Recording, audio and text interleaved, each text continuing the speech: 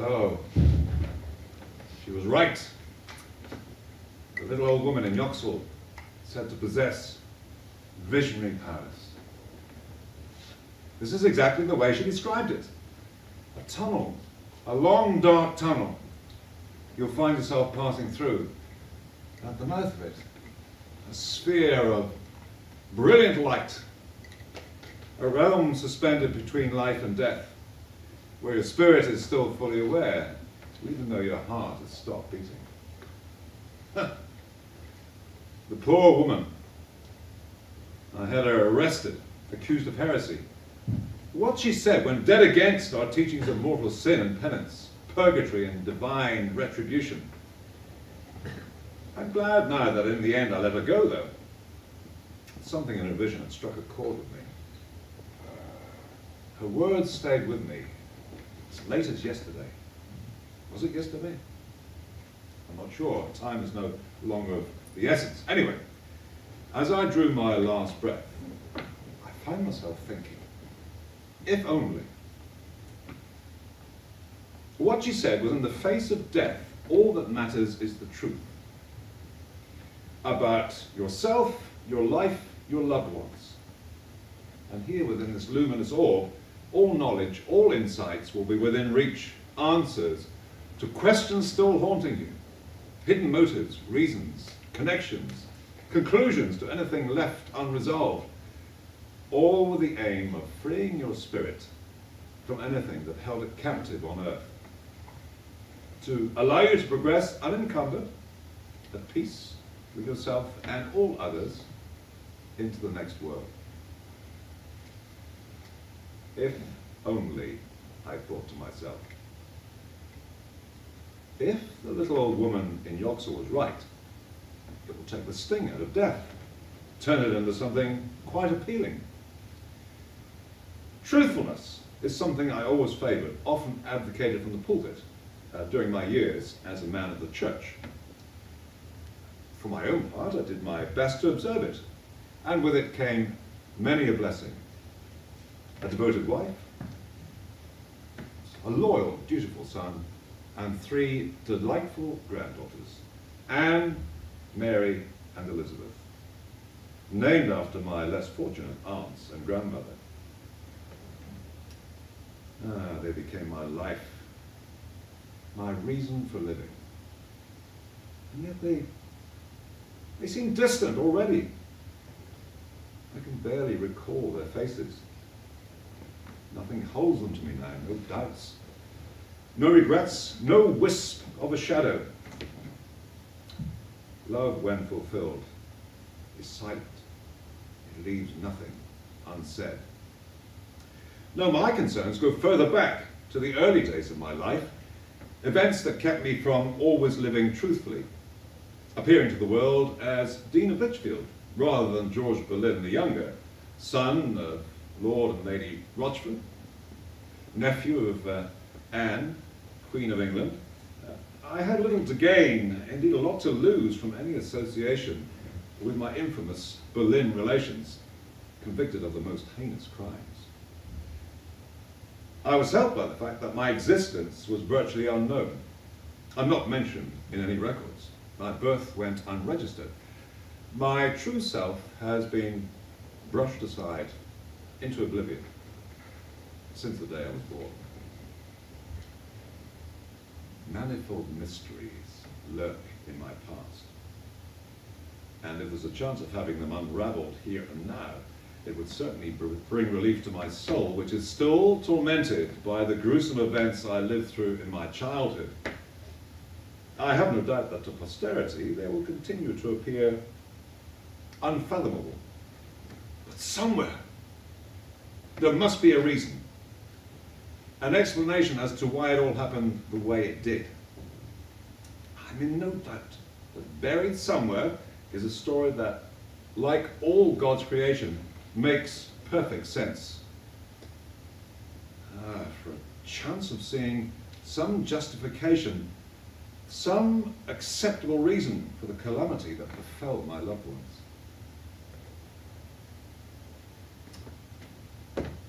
If indeed it were possible, Where will I start? I suppose with the one who caused me the greatest pain. The one whose name was never given to any granddaughter of mine. My mother, Jane Boleyn, Lady Rochford. Mother. Don't call me that. Are you not my mother? Did you not give birth to me? Did you or did you not give birth to me? Alas, I did. Well then, why did you not love me like a mother would? What did I do to offend you? Mother, why did you hate me so? Please answer me. Ask Mary. Did you ever love anyone? Mother, wait! I have more questions for you. So much for uncovering the truth. It seems that even in death my mother is determined to remain an enigma. Ask Mary, she said. She must have been referring to my dear aunt, kind, gentle Mary Boleyn, who did love me, who took over a mother's role when I was rejected by my own, dangled me on her lap, along with her own little ones. Ha! Mary had a heart big enough for the three of us, big enough to capture a king. Jojo, I've been waiting for you. I thought you'd never die. Dearest Mary, as lovely as ever, how could the king ever stop loving you? Don't remind me of that. All right, Mary, we'll forget about the king. Tell me instead what you know about my parents.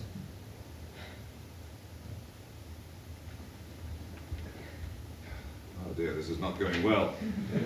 Perhaps the spirits of women find this kind of exploration particularly painful. I might be better off appealing to a man like my father. Father! What a joy to see you. An opportunity at last to talk to you like one man to another. In life you kept well away from me. Say, why were you never there when I needed you? Why did you never take me hunting and jousting? Teach me to play tennis or strum the lute. You have plenty of time for other men's offspring. And I was your only child. Why did you fail so miserably in your paternal duties? Oh well, just tell me this. Why did you marry my mother? There was nothing in it for you. No inheritance, no connections, no advancement, and certainly no love. You can't hurt me. I'm already dead.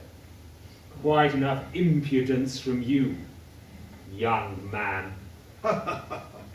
Young man? I'm a highly respected clergyman with 20 years more to my credit than you can boast. Not the gawky 10-year-old of our last meeting.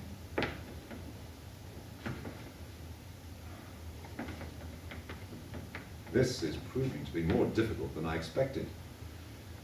But one resource remains to me. The clever one who feared neither trolls nor the devil. She, if anyone, will have the facts worked out for herself, as well as the courage to face them. I always had great admiration for my Aunt Anne. So, my dear Jojo, what are you after? Well, for a start, were you really a witch? Wouldn't you like to know? Is that how you enchanted the king, through witchcraft? Wouldn't you like to know? Yes, my dear aunt, I would like to know. How did you manage to win his love? Keep him enthralled for 7 long years? Wasn't it you who got him to break with Rome? Banish his lawfully wedded wife? Execute anyone standing in his way? All to make you Queen of England? How did you do it, say? Was it through some magic power of yours? Wouldn't you like to know? Then how come you didn't play your cards better? How could you let him out of your clutches? Allow him to destroy you, along with 5 others. That's what I'd like to know. Were you guilty of those charges for which you lost your head? Adultery with 4 men? Incest with your own brother? How can you say such a thing?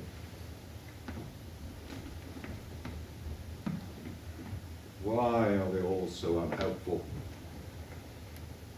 Can it be that they are as ignorant as I am, flitting around as restless spirits in a vain search for the same? Truth, as we all know, is notorious for putting up resistance. Perhaps I should have gone straight to the top. The king himself would be the one with all the answers.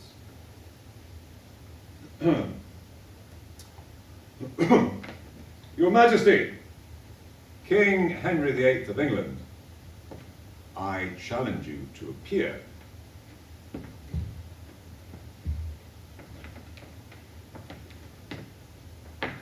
Your Highness, I'm sure you're around. You're not immune to the powers of the spirit. So, step forward. This is your chance to come clean. Come on, Henry, you can't be far away. There's no need to be coy. Here we are beyond blame and shame, beyond the power and vain glory of the world, and we don't stand on ceremony. One spirit is as good as another. That's why I call you Henry. I hope you don't mind. What I want to know is this. Why did you give up on sweet, gentle Mary? And how did a man like you, fond as you were of carnal pleasures, manage to stay chaste for 7 long years, waiting for Anne to let you into her bed? Only to have her executed a mere 3 years later. This woman you had sacrificed everything for.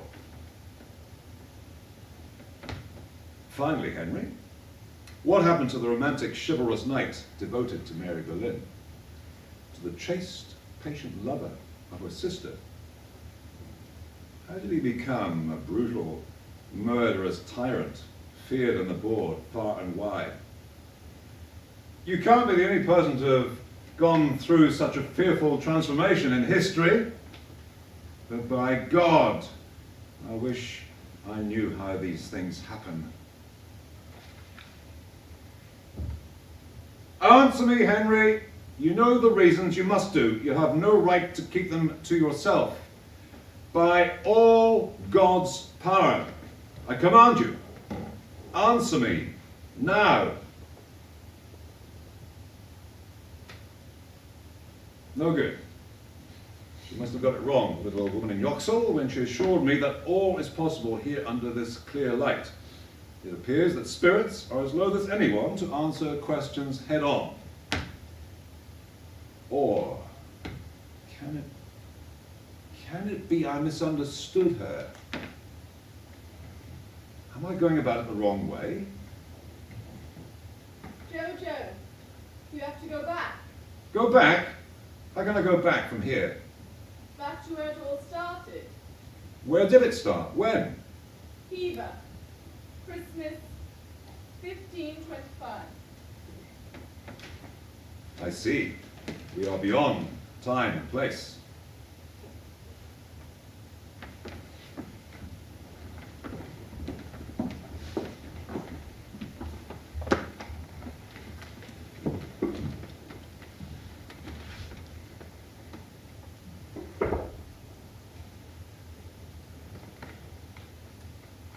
Time to pray.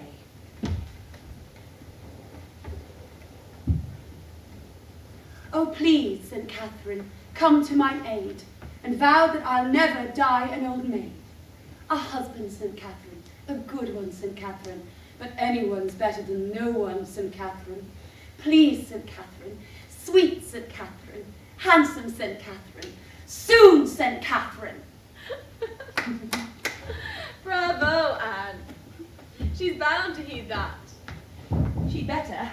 or else I'll die of boredom. Well, I've never known a more tedious Christmas.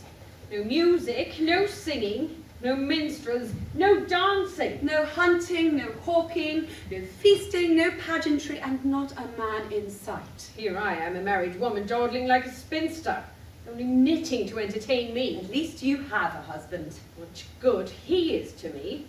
Oh, stop grumbling, you two. You're here to keep me company.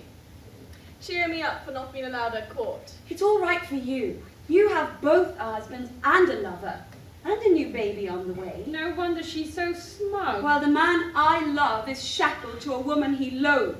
Oh, Nan, it's time you gave up moaning about Lord Percy. He's not the only man in the world.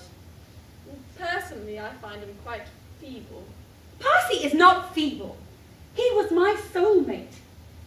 Unlike the other inane courtiers, he had depth. Oh, depth enough to drag you down. See where that landed you? That was Wolsey's fault. That fat pig, all out to thwart me. You flatter yourself, Nan. To Wolsey you are of no account. But it's thanks to him that I'm rotting away here, with nothing to look forward to. You could have married James Butler. Never. Anyone's better than no one, St. Catherine. Not if it means being buried alive in Ireland. He might have made a good husband, and father would have been pleased. I will not be treated like a piece of merchandise.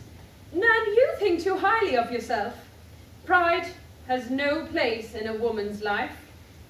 Only when we are loved can we afford such a luxury. Exactly. I shall only marry for love. There. It's finished. It's broderie de l'aiguille, Queen Claude's favourite stitch. It's exquisite, Nan. Fit for a prince. Hardly a prince. Oh, I can tell from the way he's kicking.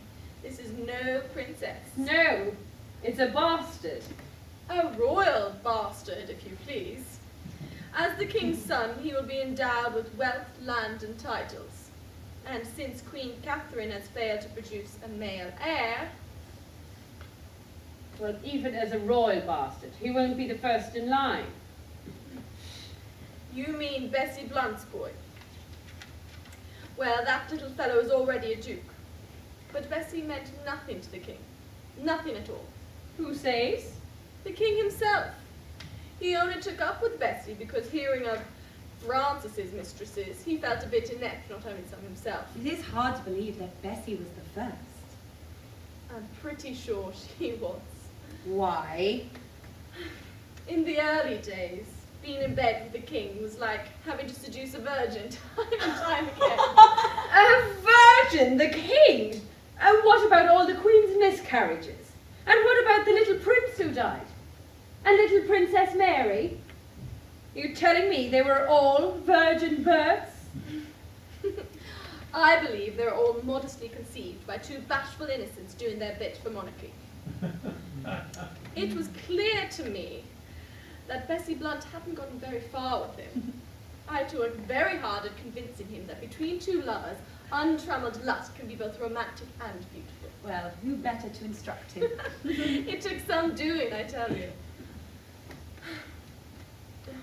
Let me see the bonnet. Yeah.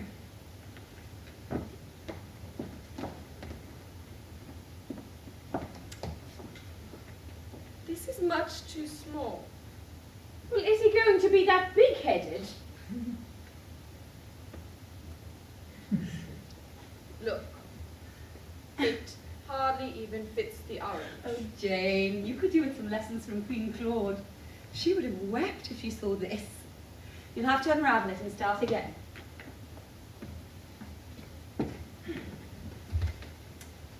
Please, Mary, may I have an orange? You may not. The oranges were sent by the king specially for me and my baby, to keep us healthy and ward off the plague. But you have so many. Surely you can spare one. I wouldn't mind an orange. Oh well. See who can catch it. I asked first. But I caught it! Girls! Are you out of your senses? Fighting like cats? These two have never learned the art of sharing. For goodness sake, have half each. Never mind. You can have it. Now, why don't you bring out your cards and lay a star for us for the new year? Oh, you're so good at it. Nan, let's do that. Let's see who is what suit.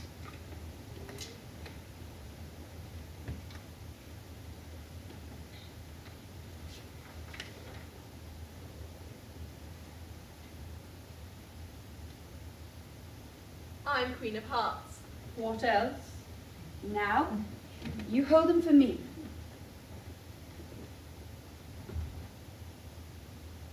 Queen of Diamonds. Stylish, clever, confident. And anything but modest?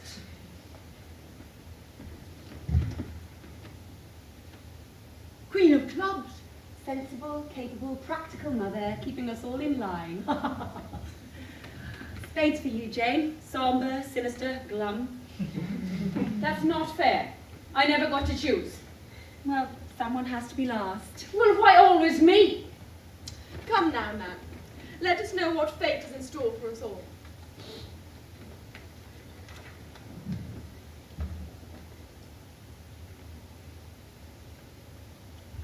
King of Spades on top of you, Mary. That's not good. A king on top of me is always good. Mother, you have a 5 of spades. That means passing troubles. Most troubles have a habit of passing. That's the only good thing about them. What about me? 2 of clubs. That's pretty innocuous. And yourself? I've got the King of Hearts. Who's that coming? It's Father and George.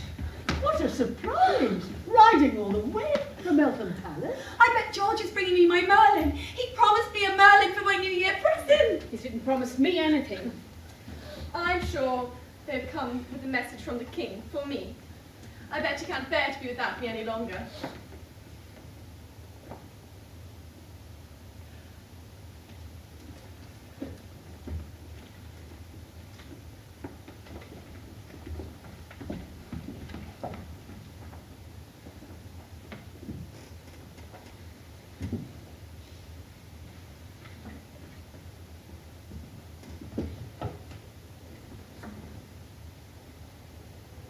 Merry Christmas, all ye patrons of the Cock and Bull. Merry Christmas, all ye patrons of the Cock and Bull. Merry Christmas! Thank you. I trust you're having a good time? Yes! It's about to get even jollier. Ooh. Try that again, shall we?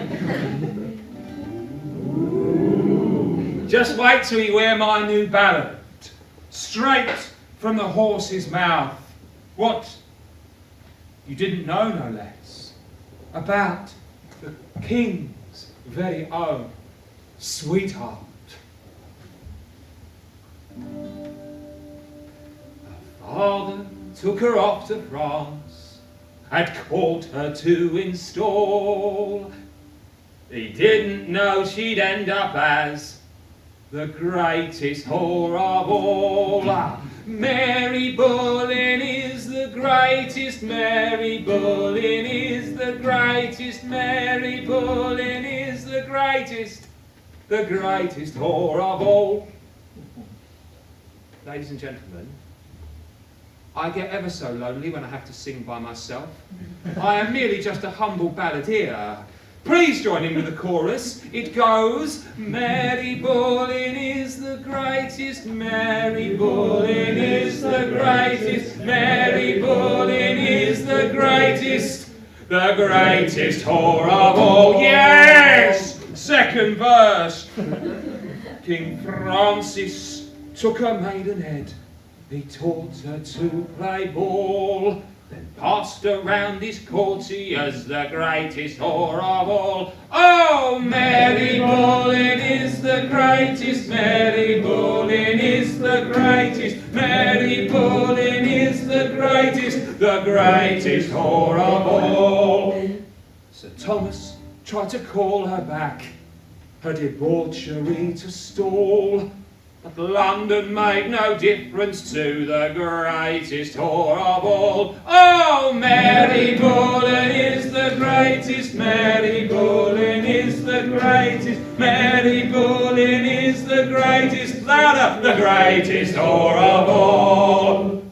King Henry soon set eyes on her. He couldn't help but fall. He didn't realise she was the greatest whore of all. Oh, Mary Boleyn is the greatest, Mary Boleyn is the greatest, Mary Boleyn is the greatest whore of all. And now he thinks the child is his, but scores of men recall her opening her legs for them. The greatest whore of all. Final time! Mary Boleyn is the greatest, Mary Boleyn is the greatest, Mary Boleyn is the greatest whore of all. You may applaud if you like.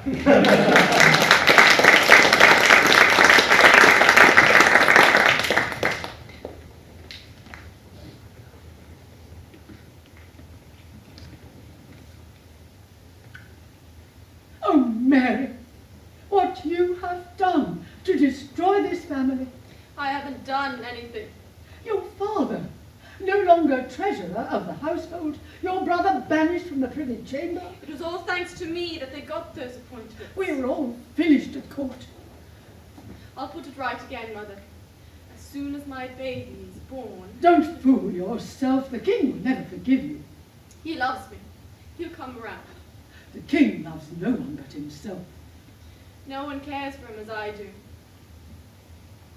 I know what's behind those royal trappings. In my arms he can forget all about being regal and imperious. Well, we are all aware there's a lot to King Henry the world does not know about. At times he's not like a king at all. When he's worried about state affairs and when the headaches get the better of him. That's because his head was never intended for the crown. You would have got used to it by now. In terms of who you are, time makes no difference. But love makes all the difference. With me, Henry can allow himself to be both shy and uncertain. He knows it only makes my heart grow fonder. No man wants to be loved for his weakness. Men want to be loved for their strength. To the king, you were a foil, showing him off to the world as the romantic, chivalrous knight, a role his poor aging queen is no longer able to fulfill. I loved that side of him too. Oh, but it's all over now. The vile allegations in this pamphlet, out all over London, well, you saw them yourself. How do you think the king reacted when they were brought to his attention? He's been made to appear a fool, a cuckold. It's all lies. I've never been anything but faithful. Since the first time he took me to his bed, I haven't set eyes on another man. That is neither here nor there. What matters to the king is how other men see him. To have been hoodwinked into romancing, even loving, the King of France's cast off whore. Oh, Francis of all people. You make it sound so ugly. I'm not a bad person. I just happened to fall in love with the king. Come, Mary, we all know what you got up to in France. You were wanted and rejoicing in it. God knows what would have become of you if we hadn't brought you back and set you up with a decent husband. Well, what was I supposed to do? I was 13 years old, dumped at the French court, where men were after one thing only. I was commanded by the King of France into his royal bed. Who was I to refuse? Well, Anne did, and got away with it. That's because Anne was under Queen Claude's wing. You should have let me come home with Princess Mary. After she left, I had nobody. No father, no mother to protect me. No brother, not a single friend. Abandoned in a foreign country, I couldn't even speak the language. I was so lonely. Oh, did you really think that men available to droves of French courtiers would act as a cure for loneliness? At least they wanted me. Even if it was just for the night, even if it was just for my body, at least they wanted me. No one else did. How much had you told King Henry about your exploits in France? Well, he was always keen to hear about details of life at French court. I'm talking about your own loose morals.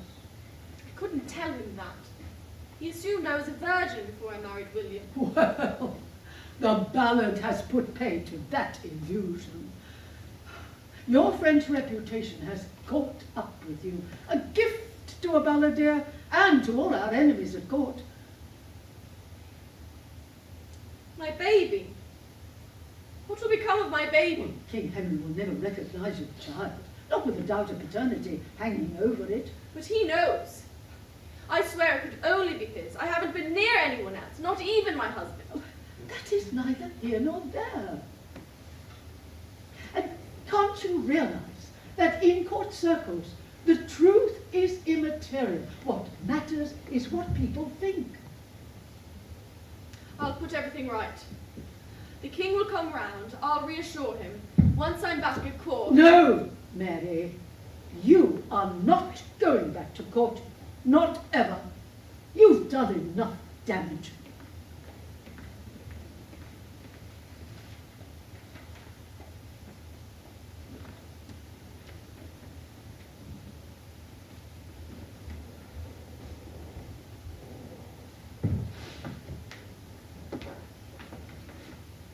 Memories come flooding back, memories I didn't know I had, that I was too young to register. Perhaps all our experiences lodge deep within us, imprinted as it were, not on our brain, but on our spirit, becoming part of who we are. You can't all go back to London, leaving me here on my own. Your father insists on me joining him at court. He needs all the support he can get to regain royal favour. That goes for me too. Well, what about Jane? She could stay behind with me. As lady-in-waiting to the Queen, I've received a royal summons. Well then, Nan. Nan can be here with me.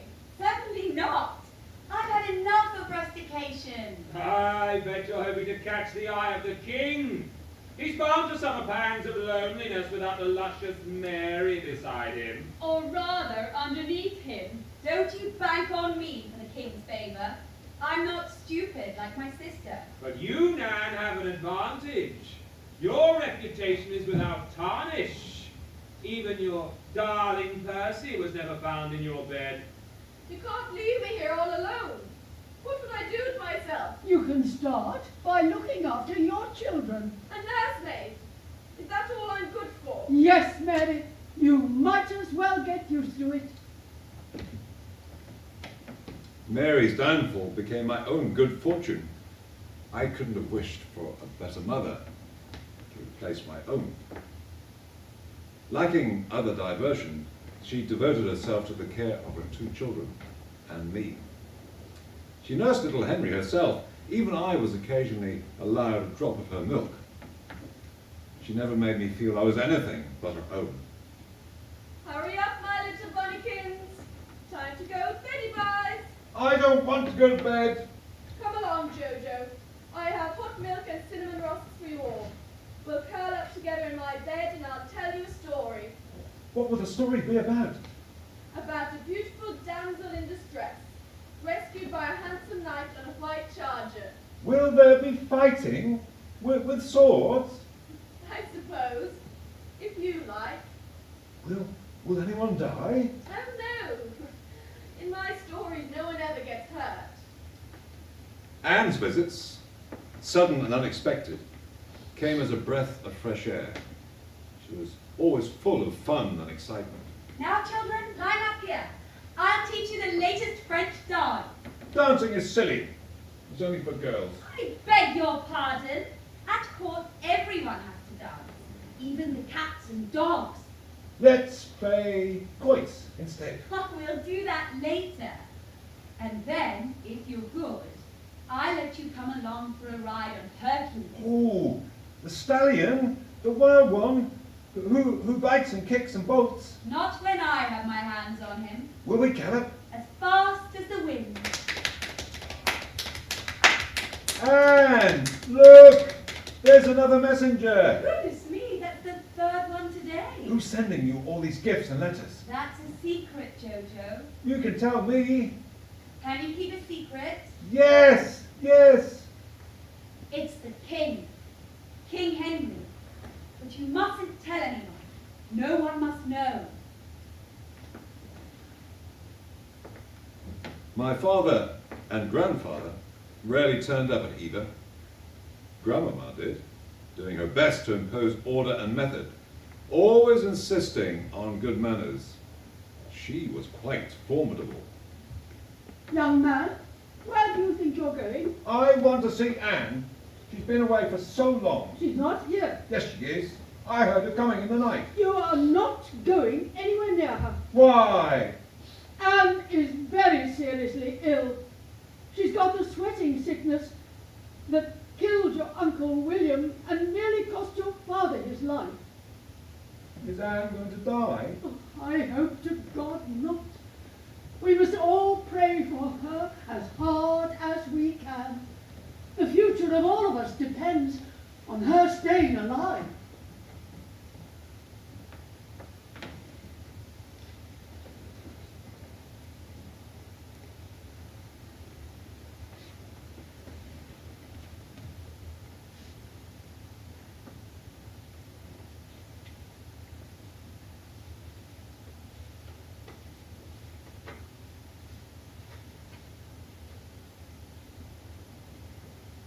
Is that letter for me? It was in the basket left on the doorstep. And what are you doing with it? This letter... How dare you open my letters? This letter concerns me. It does not. You promised you would appeal to the king on my behalf. I did. And? He did respond in his letter yesterday. And you said nothing to me. For goodness sake, Mary, I'm just back on my feet. It's in French, anyway. I'll read it when I feel better. Look what he sent you. The whole haunch of venison. Oh, take it away. It's his favourite, not mine. You have to eat. It won't get better. I could do with a drink.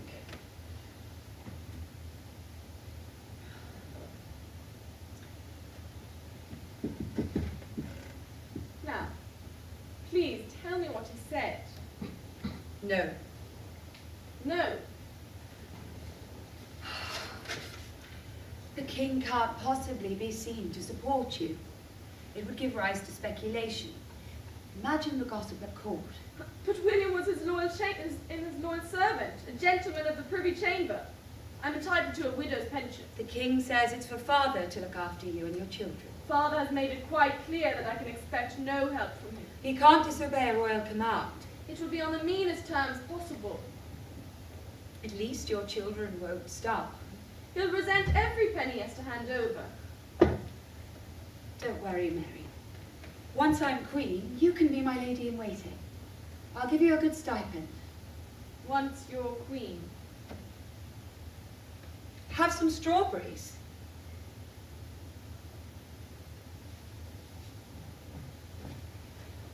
So what's today's news? Only the usual. Swearing his undying love, missing my presence at court. He begs me to join him without delay, but I'm really not strong enough yet. Life at court has become a nightmare. There was a time when you pined for it. All it toing, froing, up and down like a seesaw. The minute I am told that a date can be set for our wedding, someone puts a spoke in the wheel. If it's not the emperor, it's the pope. If it's not the pope, it's his envoy, or the bishops. I have no way of knowing who is against me and who is on my side. No one can be trusted, that fat prelate least of all. Wolsey? He has far too much influence over the king. One way or another, he'll have to go. Be careful, Nan. He's a powerful man. I have no doubt that it was Wolsey's idea to start this disastrous war with Spain. just to put Henry under pressure to give me up. The king must be furious with the emperor for siding with the queen. Well, blood is thicker than water. Worrying about it was enough to make me ill. You don't get sweaty and sickness from worrying. You catch it from other people. The king intends to stay away from London until the outbreak of sweat is over. He has an abject terror of the disease. No wonder. It killed his brother.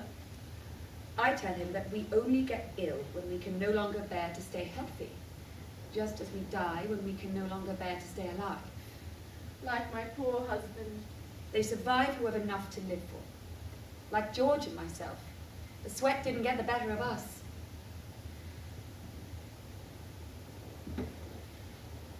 I don't envy you, Nan, what you're living through. By contrast, being the king's mistress was pure pleasure. I just lay back and enjoyed it. And where did that get you? To begging your daily bread? I play my game differently. You set your sights at the top. But do you think you'll get there? I will.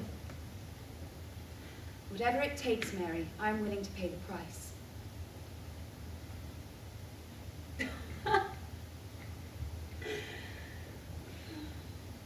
How do you manage it, Nan? Keeping his fervour alive without anything to feed it? Oh, I feed it all right. Little morsels, now and then. Not too much. Just enough for titillation. And that's enough to satisfy him. What you fail to realize, Mary, is that nothing impresses the king like virtue. Henry is in awe of my chastity, just as he is in awe of his own. It was the way he was brought up.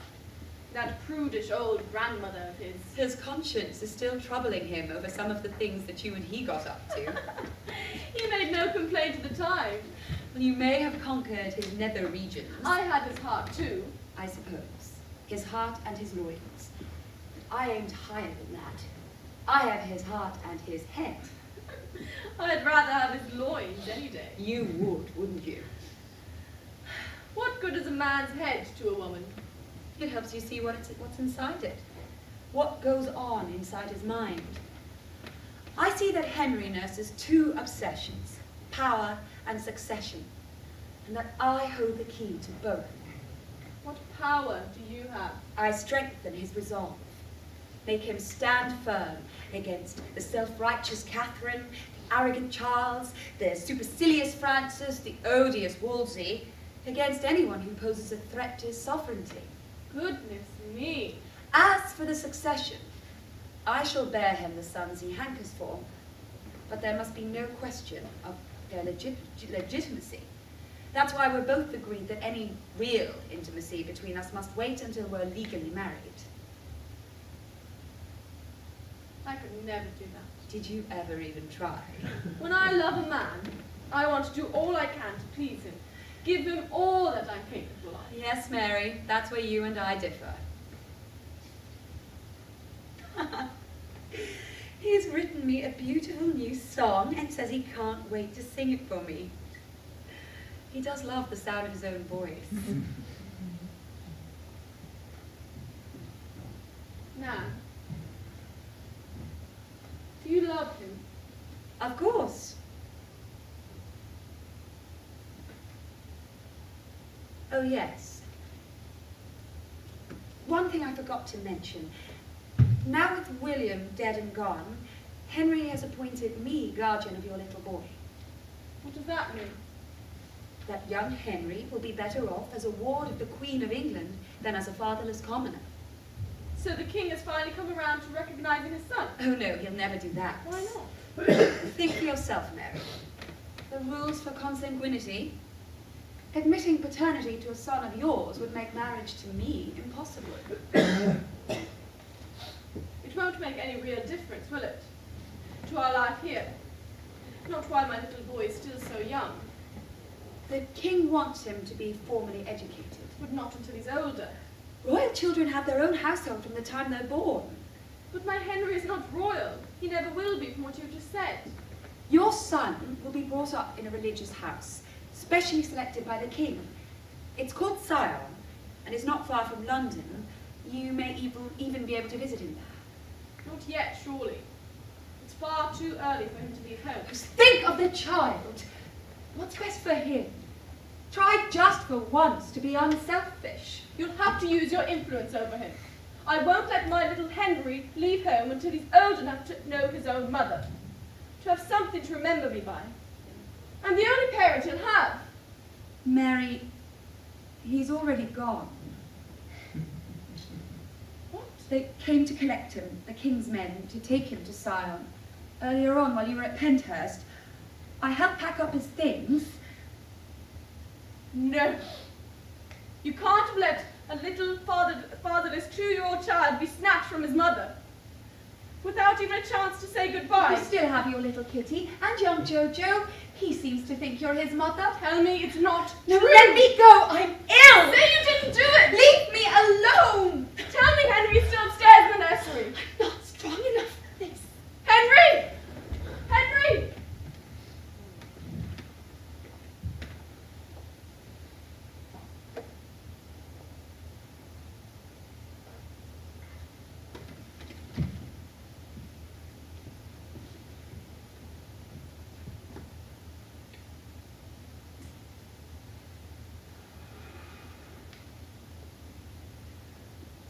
Dearly beloved father, please accept my heartfelt congratulations on your double earldom, combining verdant Wiltshire with rugged Ormond.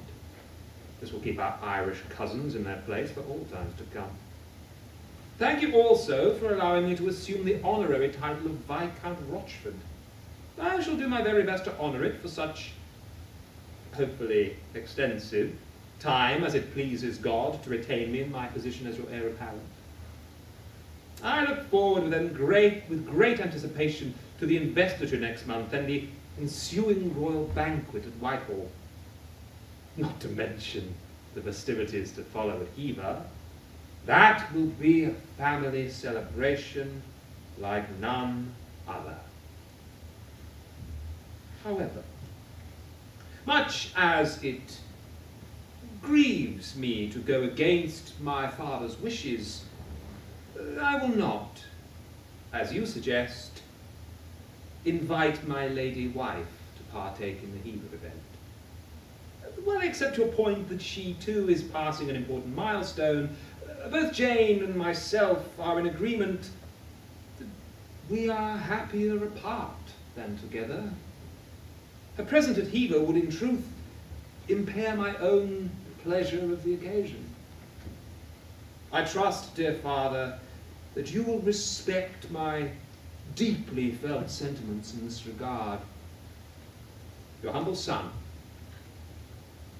and servant, George.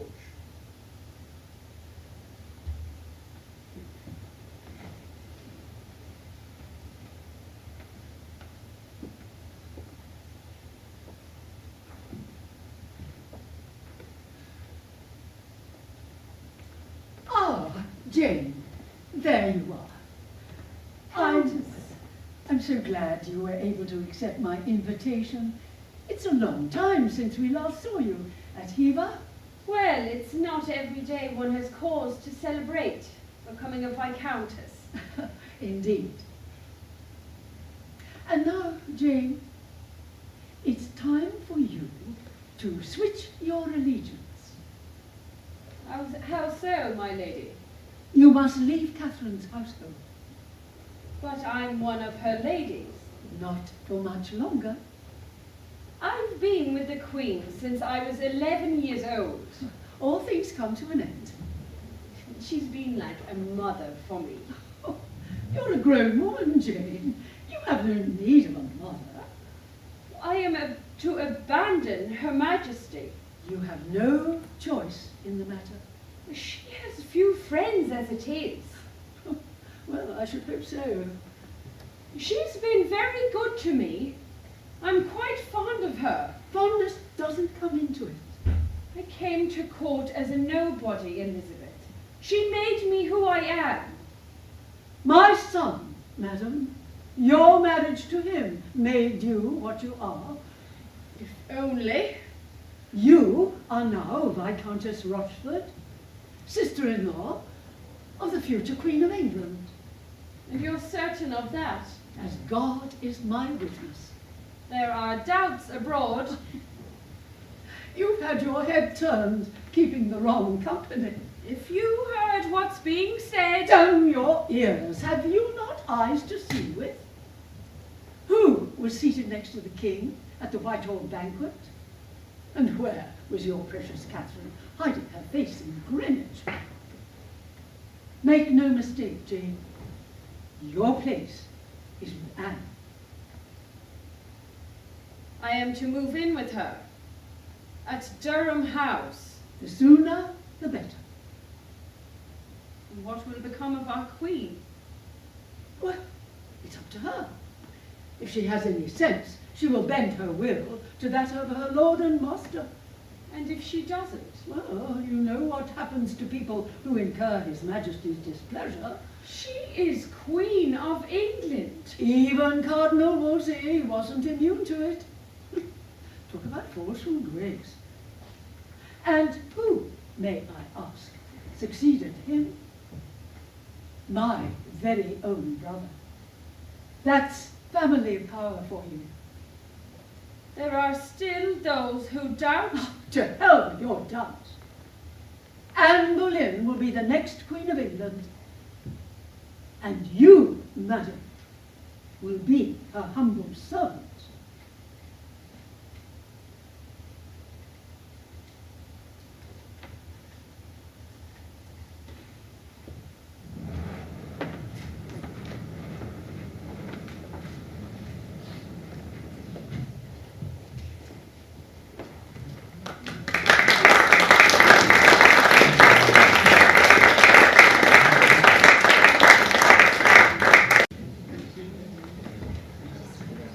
Please all switch off your mobile telephone.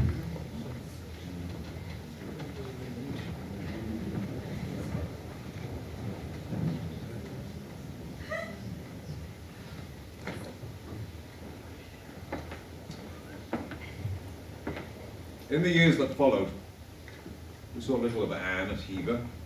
She was regally installed in her own apartments in London, and your place taken over from Wolsey, replete with all the luxuries amassed by the Cardinal. I missed Anne. Missed her even on the few occasions when she did put in an appearance, for she was no longer the Anne of old. The Anne of fun and games, the Anne who let me come along to fly her Merlin, ride her stallion. The Anne who introduced me to her book of hours and who kept me enthralled with stories from the Bible. Well, she did have more pressing matters on her mind. Ah, Grandmamma, why didn't you appear to me sooner? You didn't call me. How remiss of me. You were the one who watched it all at close quarters. You must have seen more than most. I certainly saw more than I cared to see. More than any mother should have to witness. Of my 3 children, Anne was the one I had the highest hopes for. She was bright and level-headed from an early age. I always knew she'd be well able to take good care of herself. Unlike her older sister. Oh, Anne had no intention of making the same mistake as Mary. And her aloofness only served to fuel the flames of Henry's passion. To begin with, it looked so promising. He loves me, Mother. He says he can't imagine life without me. And I adore him. We'll be so happy together once we're king and queen. England will flourish under our reign. How long did that euphoria last? It came and went, like rain and shine. The major setback came when the Pope's envoy announced he was returning to Rome without having reached a verdict. Another delay. This is no more than a cruel game they're playing. And you're allowing it to happen. What kind of a man are you, Henry? Too weak to stand up for yourself, let alone me. Can't you see how everyone's turning against me? From court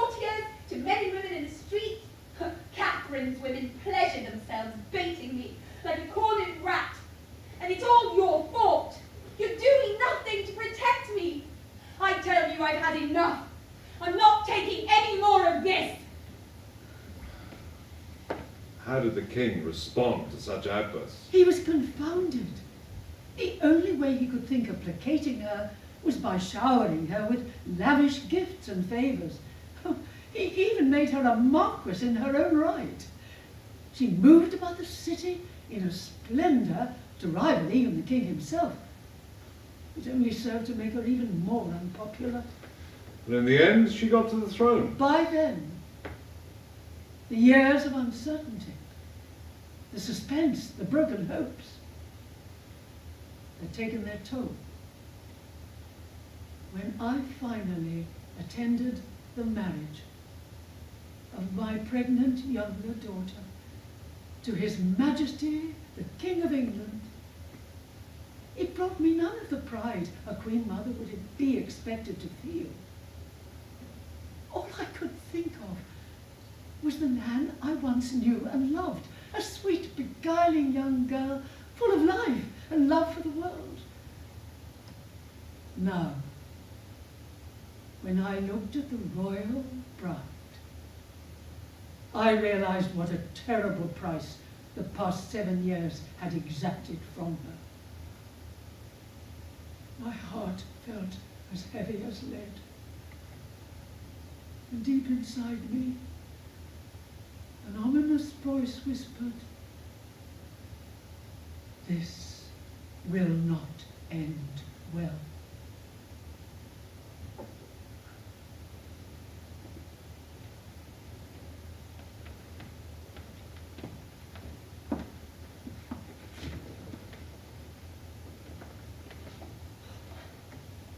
Here they come. Hundreds of boats following in the wake of the Queen's barge. The noise is giving me a migraine. My little sister, arriving like the Queen of Sheba. Oh, she's lucky the barge wasn't sunk by Catherine's supporters. It belongs to her now. She's had Catherine's initials removed and replaced with her own.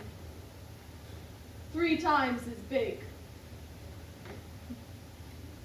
Oh, she's stepping ashore. The king is there, waiting to receive her. What was that acclamation for? He put his hands on her belly and kissed her with great reverence. Oh, don't make me puke. It was really quite sweet. The way those two are showing off, you'd swear they're the first pair in history to have managed the feat of conception. Well, it is the heir to the throne. Only if it happens to be a boy. It is a boy. Everyone says so. Doctors, astrologers, soothsayers. Because that's what the king wants to hear. I'll believe it when I see it. She's walking up the path, beaming from head to toe. A living image of her own motto. What did she settle for in the end? The most happy. The most happy? Yes. Well, that is the most ridiculous motto I've ever heard in my life. It's how she feels. A royal motto should express something to commend you. Like honesty above all, or God's will my duty. Not to be used as a license to wallow in your own feelings. She just wants to share her happiness. Share? With whom? She no longer has a thought for anyone but herself. And don't tell me, Mary, that you haven't noticed. Well, I tried the other day to tell her about the wonderful thing that happened to me in Calais, but she wasn't interested. You and I have been reduced to a pair of buttresses with no other function than propping her up. Well, at least we're included as an essential part of her new life. Because we are the only ones who put up with her airs and graces. You and me and George and your mother. Even father's patience is wearing thin. Someone ought to inform her what being royal is all about. Serving your people, not using them for your own glorification. Let's hope it's a passing phase. Now, it's high time she stopped pandering to her own needs and wants. Her main concern should be to create a favourable impression. She could take a few lessons from the king. His only aim in life is to appear impressive. Even in bed. particularly in bed.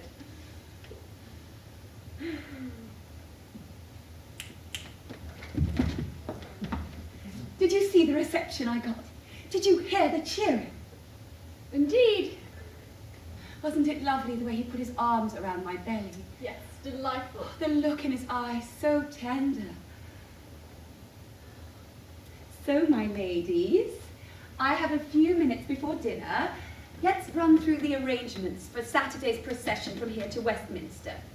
You'll be pleased to hear that the two of you will play a prominent role throughout the coronation. Lady Rochford, you may sit on my right. With you, I'm always Jane. Not anymore. Jane is not a suitable name for a queen's sister-in-law. You are henceforth to be known under your formal name, Lady Rochford. If you say so. That's no way to address a queen.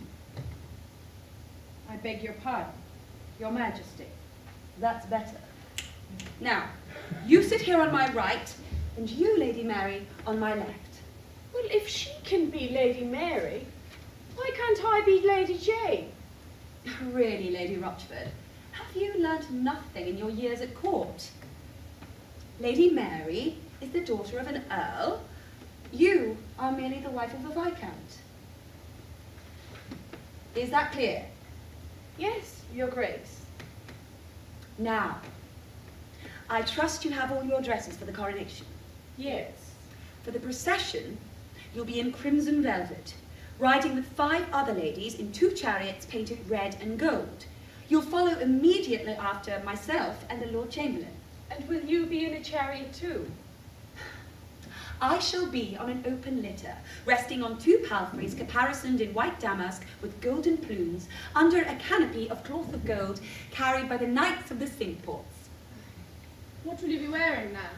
Don't you dare call me Nan. Never again. I am your queen. Sorry, Your Majesty. I shall wear a surcoat and a mantle in white trimmed with ermine. My hair will be hanging loose from a coif of jewelled circlet, and my slippers will be of gilt leather.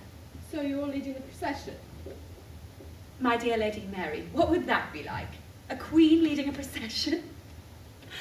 First will come 12 Frenchmen on horseback. Frenchmen? A gesture to please dear Francis, to thank him for his support. Dear Francis. After them come gentlemen, knights and judges in robes on foot. Then the knights of Bath in their purple gowns, followed by abbots, bishops and peers of the realm, all wearing crimson velvet. Same as us. Except they probably won't be wearing dresses. Next come the Lord Chancellor, with the Archbishop, Ambassador and Lord Mayor, all in ceremonial dress.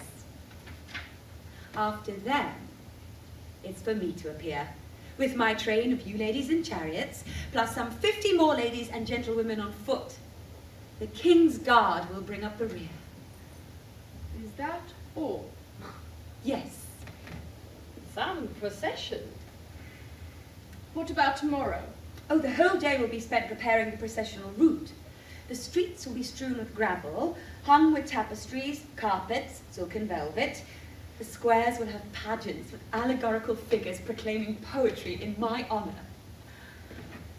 And how do you think the people of London will react to all of this? Oh, they love it. The fountains will be flowing with wine. And the streets with vomit. Your Highness, if you don't mind, might I suggest that perhaps it would be prudent not to appear overly exultant. Lady Rochford, what are you saying? Well, you know what the populace are like. They'd appreciate a glimpse of something they can relate to. Like what? A modicum of modesty, perhaps? I think she's got a point. It might not be a bad idea to tend for all that pomp and glory for a sprinkling of humility. Humility. Have you too forgotten what I've had to live through? 7 years of endless humiliation. My pure and honourable liaison with the king dismissed as a sordid affair. The emperor and his sorry vassal the Pope branding me as a concubine, no better than a whore, and all to humour that obstinate cow, Catherine. Then the moth-eaten wreck Campeggio, stringing us along, building up our hopes, while all the while knowing full well that his trial was nothing but a cruel, long, drawn-out sham. And then my own English people, about to become my subjects, taking Catherine's side against me, pursuing me with catcalls and abuse, setting out to physically attack me. On 2 occasions I've had to run for my life, be ignominiously rescued by boat from a mob baying for my blood. Even at court, I'm surrounded by nothing but menace, ill will, jealousy, envy, enemies everywhere I look. And you talk to me about humility. You ought to hang your heads in shame. Your Majesty, I'm sure Lady Mary was only speaking in your own interest. I tell you what's in my own interest. To tolerate no more humiliation. To track down my enemies and have them punished. Just one small thing you ought to be aware of. What? You know your and the King's initials, H and A, put together. Signs of them are being put up all over London. What about them? It has been suggested that they might invite mockery. You know, as in ha ha. Let them dare to mock. I'll have them arrested for treason and executed, and they will never mock anyone again. Now, the king is expecting me to dine with him.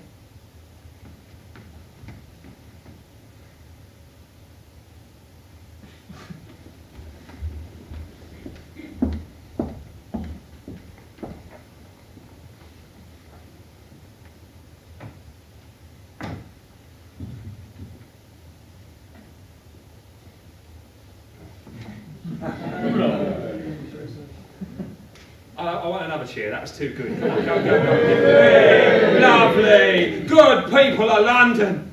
I see you united here in the same opinion that you are not at liberty to express. But fear not.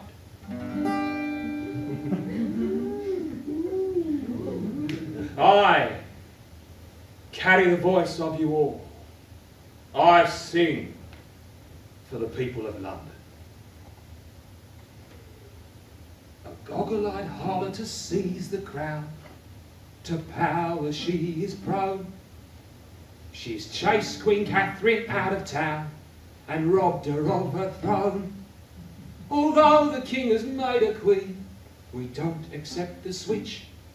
It won't be long before he sees he's married to a witch. Ha, ha, ha, ha, ha, ha, ha. Everybody. Ha, ha, ha, ha, ha, ha, ha. The goggle-eyed harlot, she likes her gold and pearls and jewels fine. But Londoners will not be fooled. She's not of royal line. Although the king has made her queen, we don't accept the switch. It won't be long before he sees he's married to a witch. Ha, ha, ha, ha, ha, ha, ha. Everybody! Ha, ha, ha, ha, ha, ha, ha. The goggle-eyed harlot will soon depart. She won't maintain her sway. She'll lose her place in royal heart. He'll send her on her way. Although the king has made her queen, we don't accept the switch. It won't be long before he sees he's married to a witch. Ha, ha, ha, ha, ha, ha, ha. Everybody! Ha, ha, ha, ha, ha, ha, ha. Applause, please.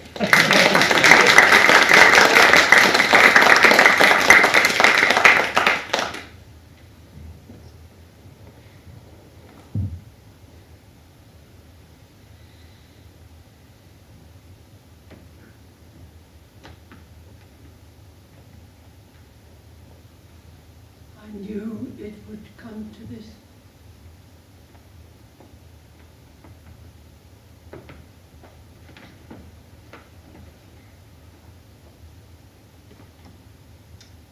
For what are you praying so fervently? Oh, Mary, same as ever. Have you learned nothing of the new religion? Like what? You're not supposed to pray for things. God is not an old man sitting on a cloud holding out sweetmeats if we ask for them. So then what do you pray for? You pray to get closer to God, to find the strength of spirit to make his will your own. I'd rather go to Mass as usual. Like so many. You sent for me? Yes. Where have you been? I haven't seen you for weeks. I sent you a message that I'd stayed behind in Greenwich because I wasn't well. Well, that was last month. Yes. What's wrong with you? Oh, a stomach complaint. Will I send for Dr. Butts? There's no need. I'm better now. You mustn't stay away like that, Mary. Even if you're not well. I need you here. With George away in France, you and Jane are all I have. And Mother? Father won't let her near me anymore. He's set himself up against me. Why? What have you done? I've done nothing. It's he who can't accept the fact that he now has to defer to me. He complains I don't show him due respect, that I treat him like a dog. Same with Uncle Norfolk. These men, they simply can't come to terms with a woman above them in rank. Especially if she's their daughter or niece. They've turned the whole court against me. At a time when I most need my family's loyalty and support. I heard you lost your baby. Henry's been vile to me ever since. It's as if he wants to punish me for failing him again. That's very unfair. It was bad enough to give birth to a daughter. I'm really sorry. Have you noticed, Mary, how Henry has changed? He's no longer like he used to be. Nothing like the man I once knew. You remember the Merlin I had at Heber? Yes. Hawking birds form a strong attachment to their handler, simply because you supply them with something they relish, like succulent morsels of their favourite meat. In return, they do your bidding, bring back the quarry you're after. I don't like birds of prey. Their beady eyes. I'm beginning to think that this is what love is all about. We form an attachment to someone who can supply what we want. Henry wanted a son. I wanted the crown. Well, so far, you were the one who got what you aimed for. But it's a crown of thorns, Mary, bringing more pain than pleasure.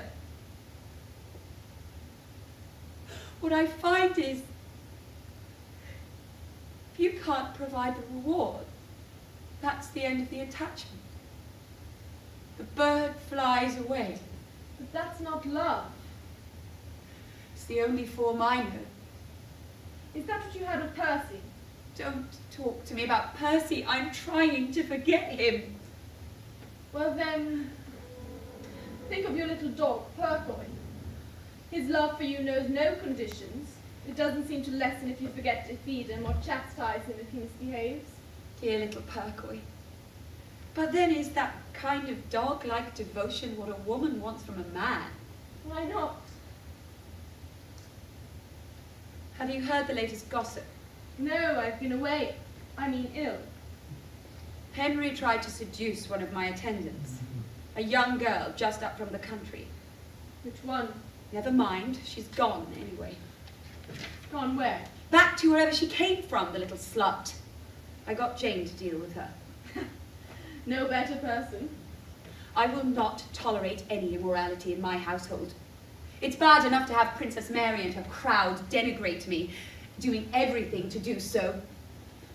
I intend to show the world that I am every bit as worthy and devout as Catherine ever was. If not more so. Catherine is of the old school.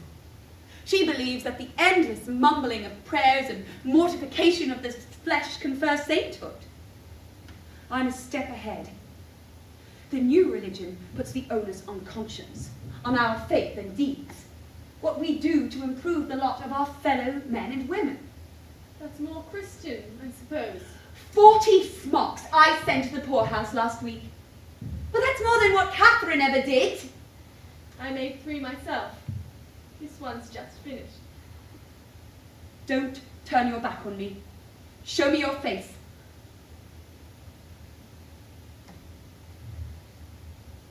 A stomach complaint. I'm sorry, Nan. I didn't know how to tell you.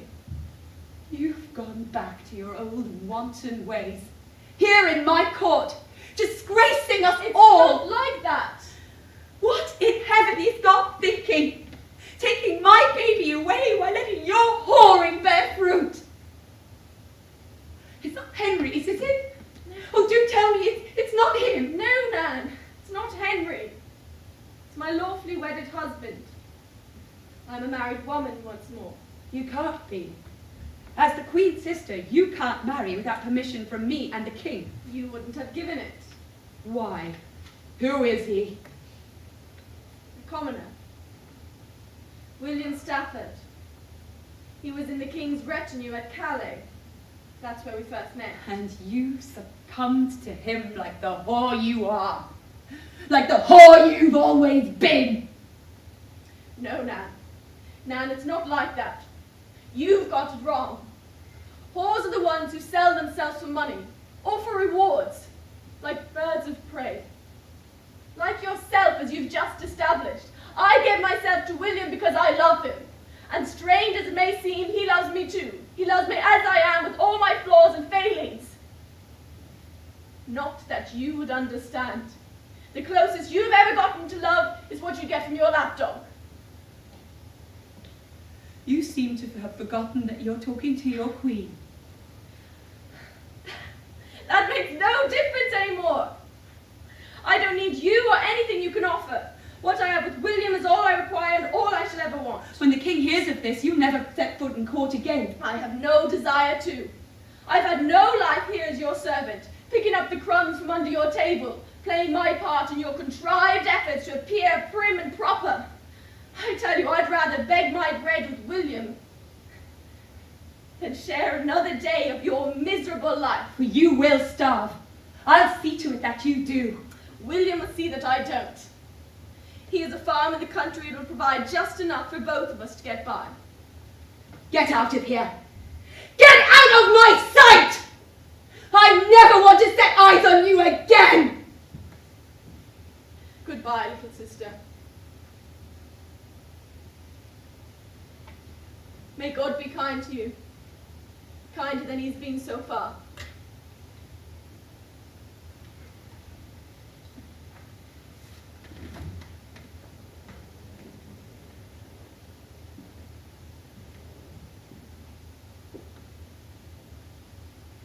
I heard your raised voices and thought the better of intruding. What on earth is going on? Don't ask, Jane. I'm afraid I'm bringing some bad news. It can't be worse than the news I've just had. I was summoned by Cromwell. That pestilent meddler, what did he want? He told me I've been banished from court. What? I have to be out before sunset.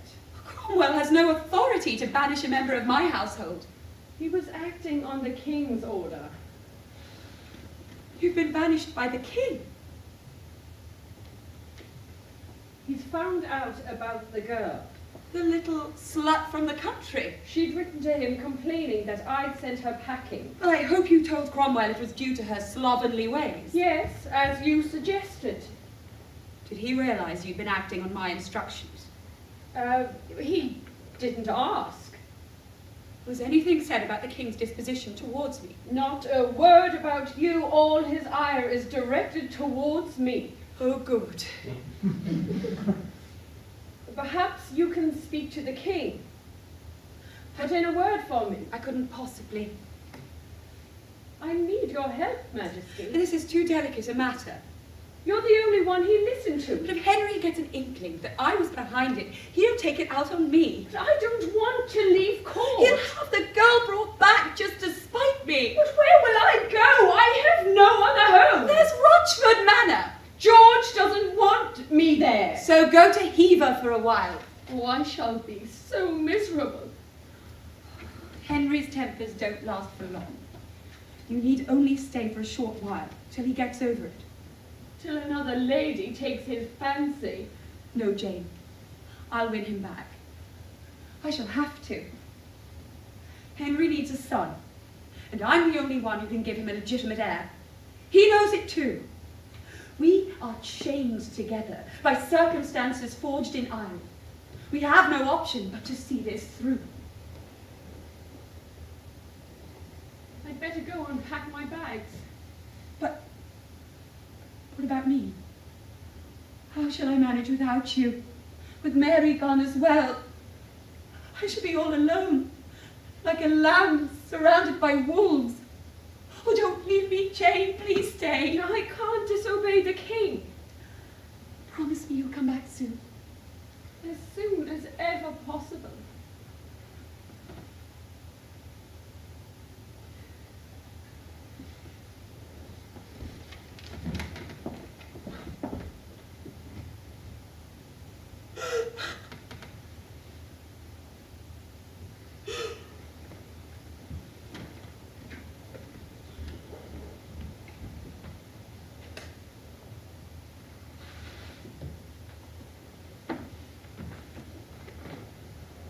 How proud I was. On the one occasion when my father finally took an interest in me, it was in the early spring of 1535. He came to Hever, especially for my sake. Now, George, your cousin Kitty will soon be leaving for London to join the Queen's household. Yes, Father, I know. I shall miss her company. It makes me wonder what's to become of me. Well, I hear you're making good progress in your study of the new religion.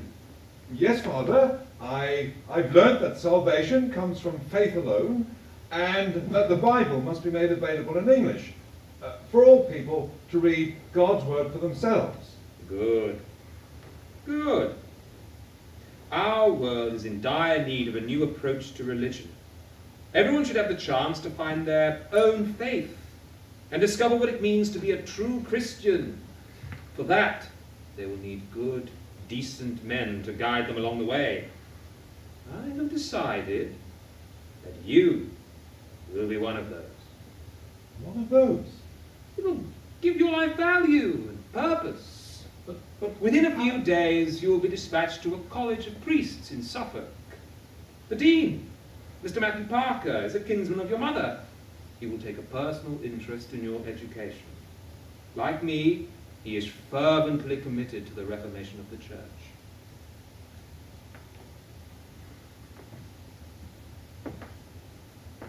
I never had a chance to thank my father for giving me the greatest gift of all, the joy of scholarship, and for sending me to Stoke-by-Clare, a sacred place of learning, where I immediately felt at home. A year of blissful innocence, until the day in May 1536 when Mr. Parker himself interrupted a lesson in divinity, calling me into his private study. Come in, Boleyn. Close the door behind you. Sir, have I done anything wrong? Something to displease you? I have the painful duty to inform you that your Aunt Anne, Queen of England, and her brother George, your father, stand accused of some very serious crimes, the details of which I shall spare you. That can't be right, sir. They are both deeply religious, honourable and righteous. They share my conviction that we're all personally answerable to God. They have both been condemned to death. For what crime? High treason. Plotting against the king.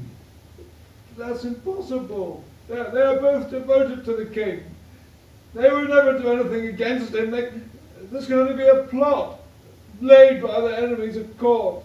The testimony that secured their convictions was given by my kinswoman, your mother, Jane. Oh, Boleyn, I'm giving you the rest of the day off.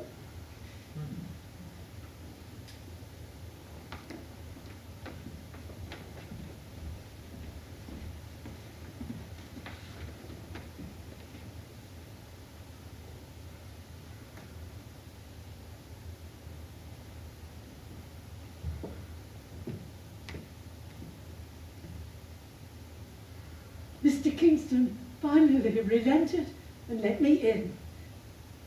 I suppose because of the delay. Oh, Anne, I'm so relieved. This can only mean one thing. That the king is weakening in his resolve. He'll end up by giving you his royal pardon. Nothing of the kind. No? The master swordsman was held up by bad weather in Calais. That's the only privilege I've been granted. To have my head cut off by sword, instead of being hacked off with an axe. How can you be so calm about it? Anne, I've come to beg your forgiveness. What for? For not supporting you in your hour of need. It was your father. He forbade me to go anywhere near you. He said you and George had brought disgrace on the family, and we must be seen to distance ourselves from you both. But I no longer care what he says. My place is with you. For 3 days I've been waiting here, begging to be admitted. You needn't have bothered. I've already taken my leave of you all. You and Father, Mary and Jane, and George, who is dead already. Is there nothing I can do for you? I'm beyond help. What about your little dog you're so fond of? I'll take good care of him. Perkway too is dead. My enemies killed him in front of my eyes just to torment me. And dear little Elizabeth, I'll do my best to be a mother to her. I want you to stay away from Elizabeth. Have you no feelings left, even for your own child? Much as it pains me to know that her soft little body will never again know the warmth of her mother's embrace, I take comfort from the fact that she will always have the blessing of my love. No one can ever take that away from her. My grief knows no such comfort. To see a child, 2 of her dear children, put to death before her eyes, having nursed them, nurtured them, tended them, seen them grow up into proud human beings, bringing hope for the future, assurance that my blood would continue once my own days were over. Last night, I felt very bitter. To be killed as punishment for horrendous crimes I didn't commit. Oh, I never doubted you and George were innocent. But then this morning, after I was informed of the delay, giving me 1 more day in which to live, I watched the sun rise, and with it came a new kind of light. I could see that my fate is inevitable, part of a process that I myself set in train. You're the victim of an evil tyrant. I am not blameless, Mother. Henry is sacrificing you because he wants to marry another woman. I made some fatal errors. Like what? Like fostering the notion that Henry and I were equals. How could you, born a commoner, think yourself equal to a king? We could never be equal, so long as I was strong and he wasn't.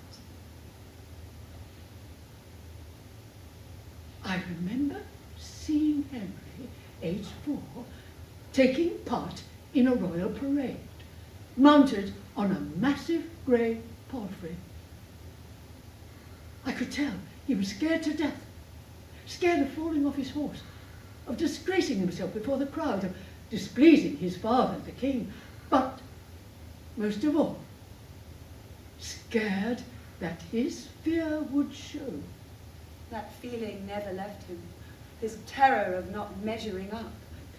You, by contrast, came out of the womb bursting with confidence, confident enough to go abroad at the age of 9 and win the favour of 2 foreign queens. I loved them both dearly. Your confidence made you reject King Francis and his lecherous court, refuse marriage to James Butler, get yourself involved with Lord Percy. Your confidence let you keep His Majesty the King of England dancing on a hog for years on end. I wouldn't call it confidence. It's faith. Faith in myself, in being who I am, in my life being what it is. It goes hand in hand with my faith in God. Perhaps that's what Henry is lacking. Every hour of each day, he needs reassurance and confirmation that he has what it takes to be king. You were there to provide it. I let him believe that my strength was his. Coupled with his power, it formed an instrument of formidable force. I didn't realize the danger it posed in the hand of a man so unsure of his own worth. A deadly force is now being used against you. I should have used my strength to rein him in. When he started executing anyone standing in his way. How do you stop a man whose need to assert himself takes precedence over human life? I should have done more. As it is, I too have blood on my hands. I helped create a monster. But, Anne, you know him better than anyone. You must know how best to appeal to him. Get him to commute your sentence. I know him far too well. There is no way he can let me live. You can grant him a divorce. Go to a nunnery. All he wants is his freedom to marry Jane Seymour. A meek, deferential woman who constitutes no challenge. What he wants is to restore his manhood after the setback it suffered with me. But that's no excuse for murdering you. Henry and I were united in our struggle to get me to the throne. But once that was attained, I began to see him more clearly. He emerged as vain and fearful, pathetic in his hunger to appear manly. All that jousting nearly cost him his life. His craving for a son was not just to safeguard the dynasty. It was more a wish to show the world that he was as good as any man. In particular, the virile Francis, with his 3 strapping legitimate sons and countless illegitimate ones. I made no secret of the fact that I despised Henry for his sheepish pursuit of the young ladies of court. I even mocked him for it. That was very unwise. In order to function as a man, Henry, above all, needs to be admired. Well, that I dare say is not unusual. My contempt rendered him incapable of fulfilling his marital duty. Of begetting the sons he craved. For him, potency has always been a problem. Mary had warned me that it took all her French expertise to bring him to a passable performance. She taught me some of her favourite tricks, but even so, his efforts of late have been lamentable. I had to go to some lengths to get myself pregnant. Still, it was no good. The result proved unviable. As it did with Catherine. Henry had to put the blame on me, and now he can't risk keeping me alive to reveal his failures to the world. But that's no excuse for murdering you. Why else would I have to die? The country is awash with theories about court factions, an alliance with the emperor, a political intrigue organized by Cromwell. And you're telling me that this all comes down to one man's anxiety about his prowess in bed? Sit down, Mother.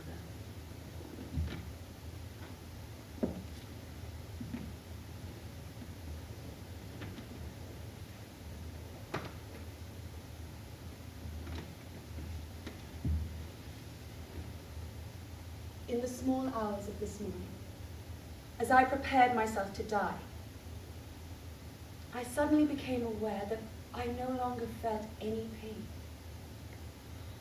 No worries, no regrets, nothing left to hope for, nothing to aspire towards. And I found peace in that. Oh, my darling daughter. The one thing that keeps haunting me is the thought of those 4 men, as well as George, who were all executed for my sake. 4 good men who went to their deaths, knowing as well as I do that they were innocent of any criminal associations with me. I keep asking myself, why these 4? Close friends and trusted associates of the king. How were they selected? By whom and why? Mark Smeaton was the only one to confess, but they say he was put on the rack. Poor little Mark. He was not known for his bravery. Why on earth would I have taken him to my bed? The lute player with a preference for boys. And the greatest mystery of all, what could have induced Jane to make up that hideous story about George and myself? I've been racking my brains over it. Was it to ingratiate herself with the king? There was no need for that. Henry had always favoured her, except for that brief episode with the girl. My own daughter-in-law. And my closest friend and ally. Conspiring to have my 2 innocent children beheaded. Don't grieve for me, Mother. There must be some purpose in this. Elizabeth may have a better chance with me out of the way. She'll be closer to her father. Who knows? She may even end up on the throne of England. I don't mind dying. I have faith in my destiny. Oh, my darling daughter. This is how I want you to remember me. Your daughter, Queen of England.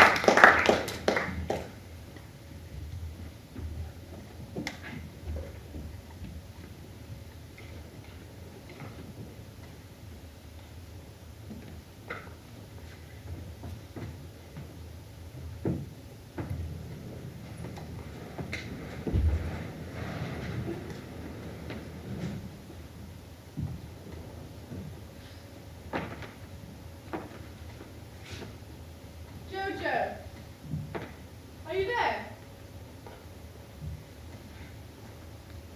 I was hoping you'd have some news of my family. How did they fare after I fell foul of the plague? Better than expected. Once Elizabeth was on the throne, she was very generous towards them. Kitty became chief lady of the bedchamber, the highest position at court. And she made a good marriage, bearing 12 children. Goodness! And what of my son, Henry? He sired no less than 16. So our line will continue. Henry did very well for himself. Elizabeth honoured him with a peerage and one royal appointment after another. He ended up Lord Chamberlain. My little Henry. He formed his own theatre company, Lord Chamberlain's Men. A fellow called Shakespeare, writing the plays. I saw a few of them. They were quite good. My golden-haired cherub. And now, Mary, it's your turn to tell me about my mother. I'll tell you something amusing. I pointed lady-in-wait into Anne of Cleves. Jane wormed her way into her confidence. She learned that the new queen thought herself pregnant after spending 3 nights in bed with the king holding his hand.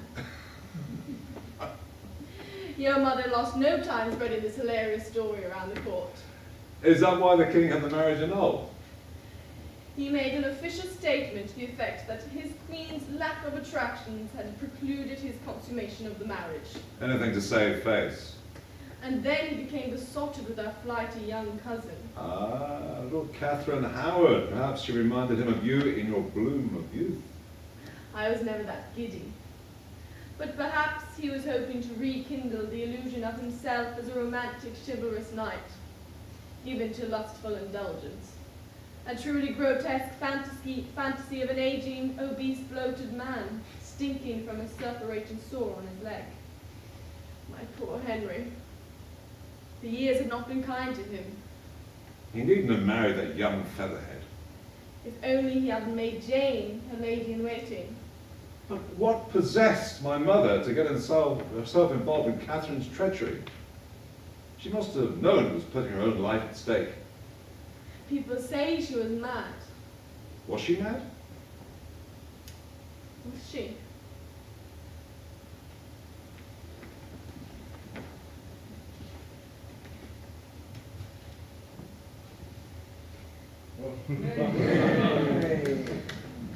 Applause. Haven't even started yet. Well, ladies and gentlemen, what do you make of the latest news from court? Some of it beggars belief. Still, makes for a good ballad. Lady Rochford,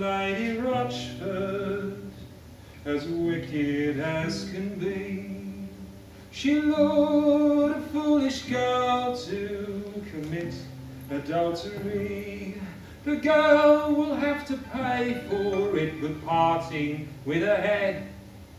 But it was Lady Rochford that convinced her to be bad. The poor old king was trusting, he didn't see or heed. The lady and the maiden preparing for the deed. A dalliance as treacherous, as dastardly and bold, between the foolish maiden and the cavalier of old. Ladies and gentlemen, please join me in singing Lady Rochford, Lady Rochford. Lady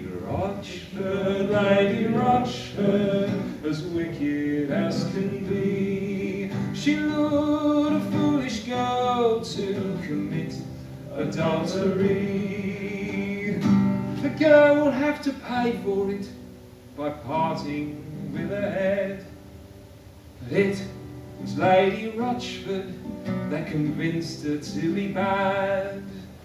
And then the wicked lady wished for more to behold.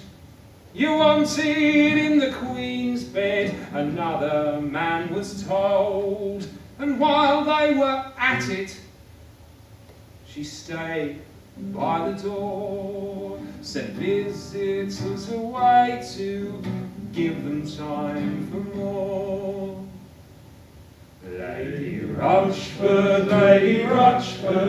as wicked as can be. She lured a foolish girl to commit adultery. For that she'll be beheaded, although we've heard it said it's not much of a loss though. She's already off her head. It's not much of a loss, for she's already off her head.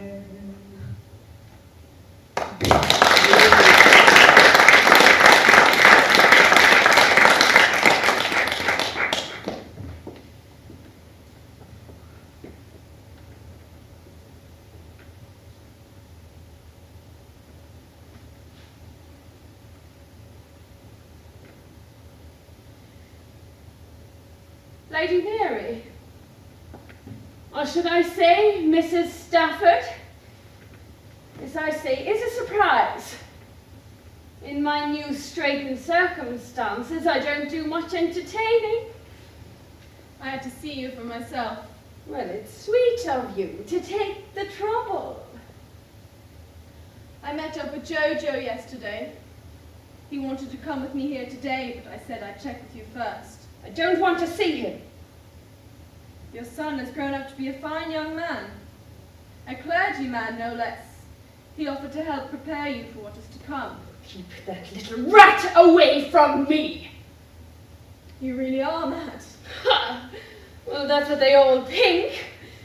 Because I'm highly amused. I was hoping that would be the case. Why? It would make it easier for me to forgive you. Well, I'm sorry to disappoint you, but I've never been more sane.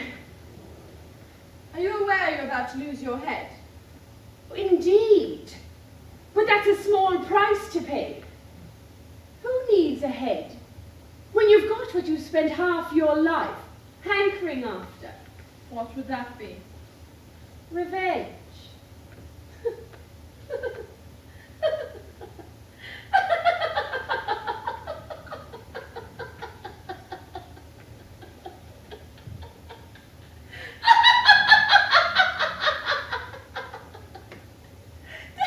They say the king, that putrid mountain of lard, has been weeping incessantly for weeks. It seems he really loved. Oh, got it into his head that he loved. That silly slip of a girl. He's devastated. Good. Jane! Oh, Mary, you, I see, are as smug as ever.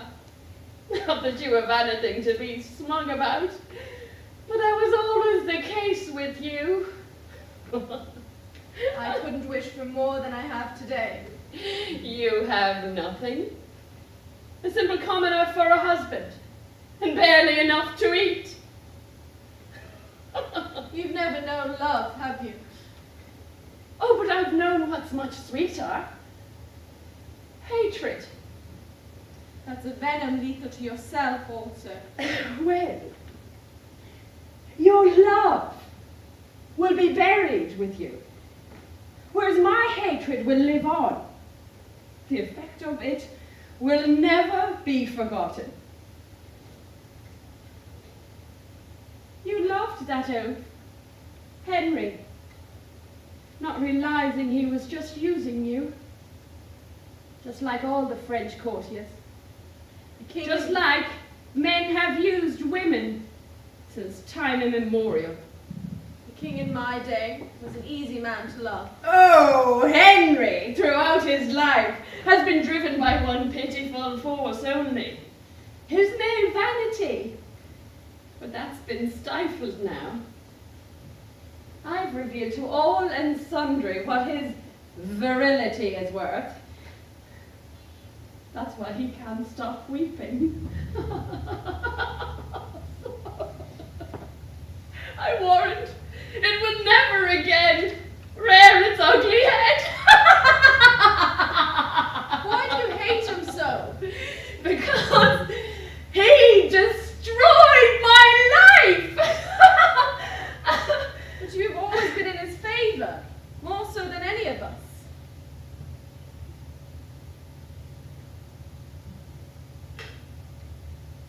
Have you heard the ballad that's going around about me? I've been told about it. So now all three of us are immortalized in song. The whore, the witch, and the bitch. That's how we'll go down in history. I don't care about history. I tell you, I'm happy as I am. As plain Mrs. Stafford. As plain, beloved Mrs. Stafford.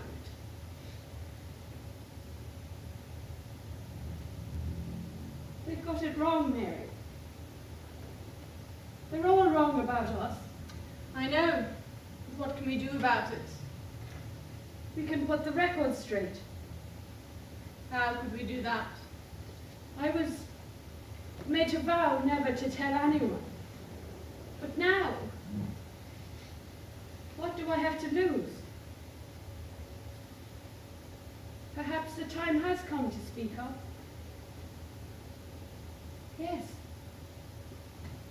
Mary, I'll give it to you to pass on. Let the world know what happens to a young and innocent girl in King Henry's splendiferous court. What, Jane? What could have turned you into what you are? How does anyone become so vicious?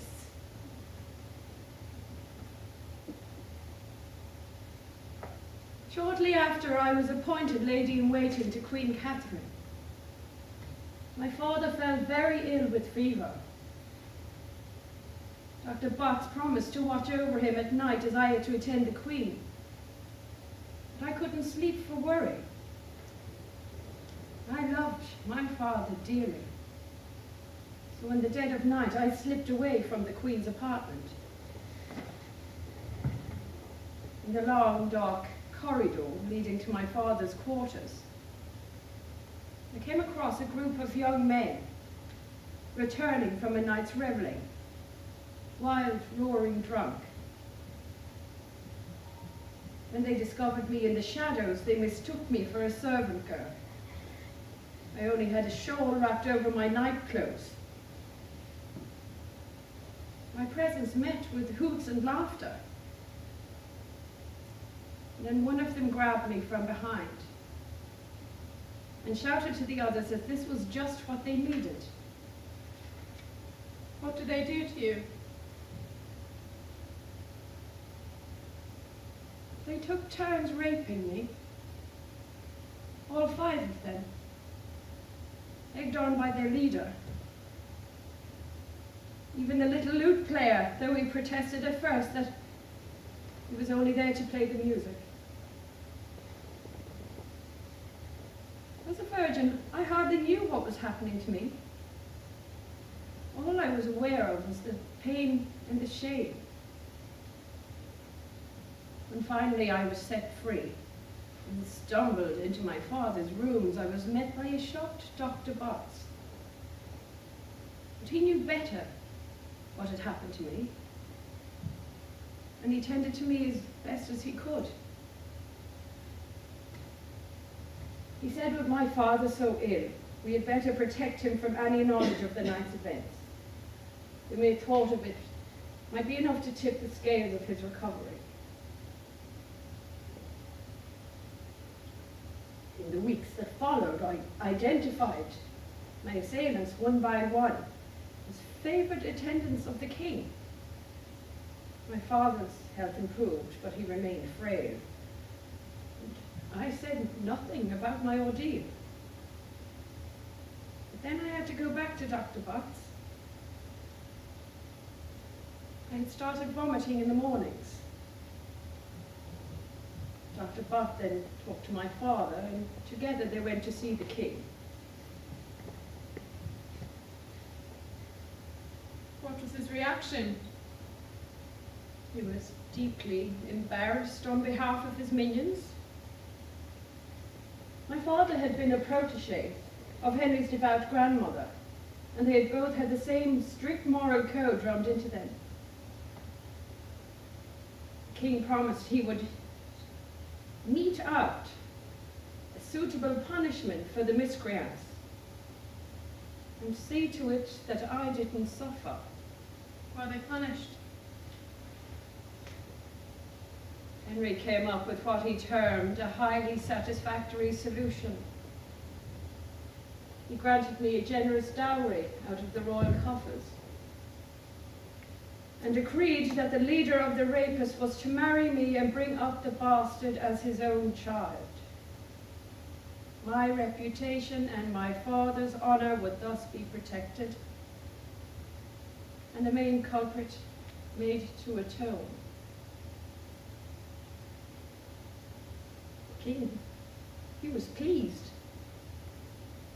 even amused by his ingenuity. Little did he care that I ended up as the one most severely punished, tied for life to a man who resented my very existence. A man who never came near me again. Are you saying it was our George? Yes. It was your George. I can't believe it. George would never do anything like that. He knew you were Lord Morley's daughter. He wouldn't have dared touch you. They had me over a chest, Mary, face down. To them I was not a person, not a human being, not even a piece of flesh. All I was to them was an orifice. Young Jojo, is that why you've always rejected him? Well, no one could expect me to embrace him with anything like affection. He couldn't help it. Nor could I.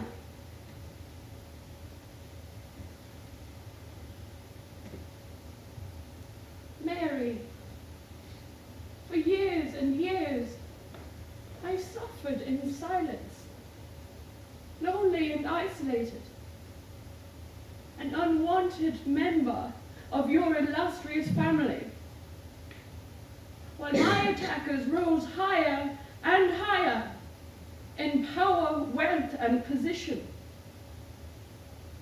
Who were they? Apart from George. Henry Norris, Francis Weston, William Brereton, and Mark Smeaton.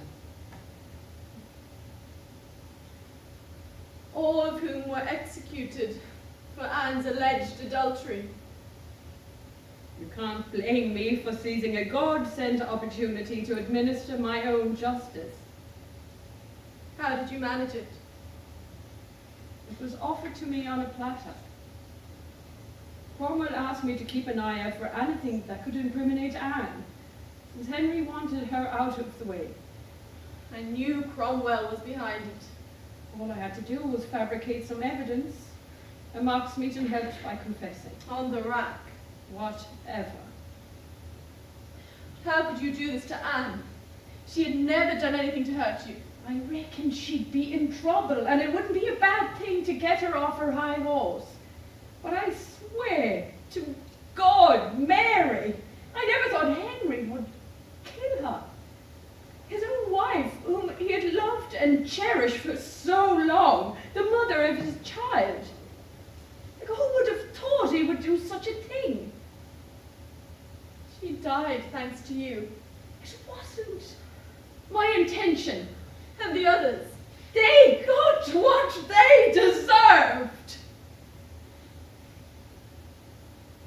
So you see, Mary, I'm not mad after all.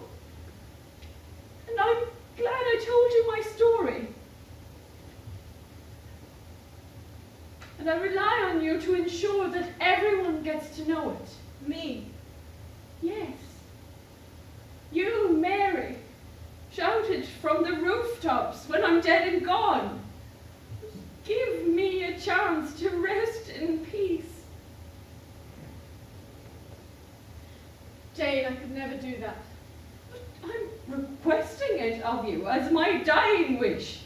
Imagine what it will do to your son. I don't care about him. But I do.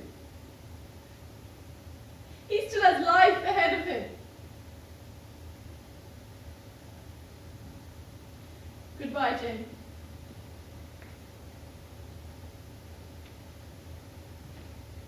I'm glad to see you stop laughing.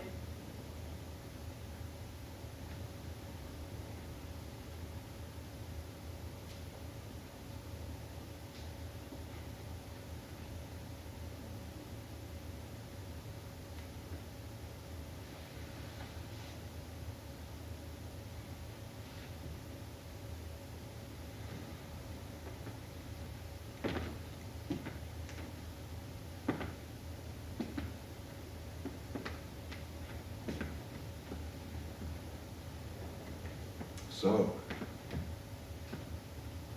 now I know what was kept from me all my life. I'm the product of a multiple rape.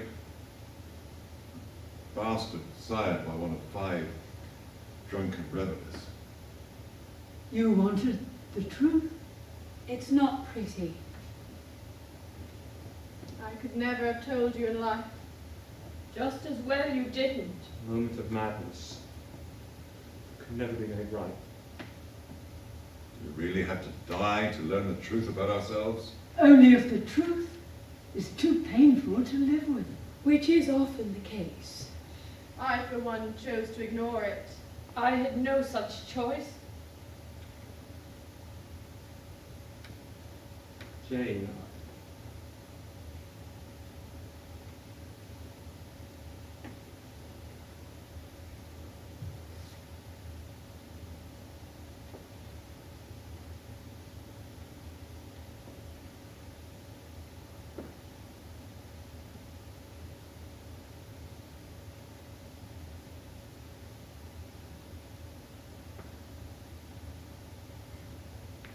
And they say there's no beauty in death. Tell me, what about King Henry? Why is there no sign of him? Why did he not heed my call? Poor Henry. He's still skulking in the tunnel. Accompanied, no doubt, by my husband, who could never see beyond court life. They both abhor the light. It's not easy. I had a bit of a struggle myself, but I made it out eventually. Should we not do something to help them? I tried, but it was no good. Here you can only help yourself. Now it's time to move on. We're free to go. Thanks to you, Jojo. Me? You helped release us How did I do that? by asking the right question. Questions the rest of us shirked. And now we all have the answers. But one question remains unanswered. Who am I? On the basis of likelihood, I don't have a drop of Boleyn blood. Blood, he said. There's no blood here, silly. You're still my Jojo. And mine? And mine. And ours. Come with us. Where are we going? Into the great unknown. What is awaiting us there? God alone. Maybe nothing at all. Could well be the end of us. Does that worry you? No, not at all. That's my boy. It's what we come here for. To discover what matters. And what does not? The truth. And that's the beauty of death.